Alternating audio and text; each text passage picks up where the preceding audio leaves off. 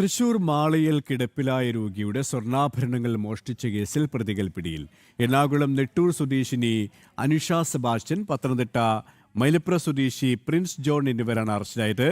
KAAPA case പ്രതിയായിരുന്ന പ്രിൻസിനെയും സുഹൃത്തായ യുവതിയെയും ഗോവയിൽ നിന്നുമാണ് മാള പോലീസ് സാഹസികമായി പിടികൂടിയത്. വിവരങ്ങളുമായി സനു കെ സജീവ് ചേരുകയാണ്. സനു, ഈ കേസിൽ 2 പ്രതികളെയാണ് ഇപ്പോൾ പോലീസ് അറസ്റ്റ് ചെയ്തിരിക്കുന്നത്. മറ്റ് വിശദാംശങ്ങൾ കൂടി.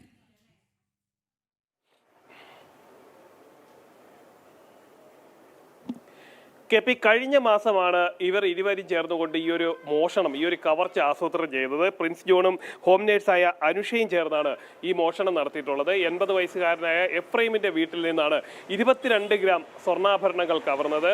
അതായത് വളരെ ദീർഘകാലത്തെ ആസൂത്രണം നടത്തി അവിടെ ഹോം നേഴ്സായിട്ട് ഈ അനുഷ കയറി പറ്റുകയായിരുന്നു. അതിനുശേഷമാണ് ഇത്തരത്തിലുള്ള സ്വർണ്ണാഭരണങ്ങൾ അവിടുന്ന് കവരുന്ന സാഹചര്യം ഉണ്ടായത്.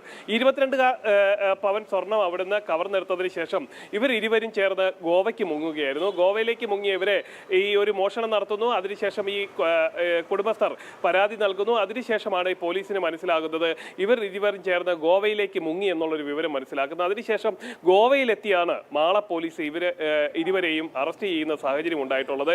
എന്തായാലും ഇത്തരത്തിലുള്ള കവർച്ചകൾ, അതായത് കാപ്പ കേസിലെ പ്രതിയാണ് ഒപ്പമുള്ളത്. അതുകൊണ്ട് തന്നെ ഇവർ ഇത്തരത്തിൽ ആസൂത്രണം ചെയ്ത് മറ്റെവിടെയെങ്കിലും മോഷണം നടത്തിയിട്ടുണ്ടോ എന്നടക്കമുള്ള കാര്യങ്ങളിൽ പോലീസിന്റെ അന്വേഷണമുണ്ട്. എന്തായാലും വിശദമായിട്ട് ചോദ്യം ചെയ്ത് വരികയാണ് ഇരുവരെയും ചോദ്യം ചെയ്തതിനു ശേഷം കോടതി ഹാജരാക്കുമെന്നാണ് പോലീസ് അറിയിച്ചിട്ടുള്ളത്. K P. ശരി, തൃശ്ശൂരിൽ നിന്നും സനു കെ സജീവാണ് വിവരങ്ങൾ നൽകിയത്.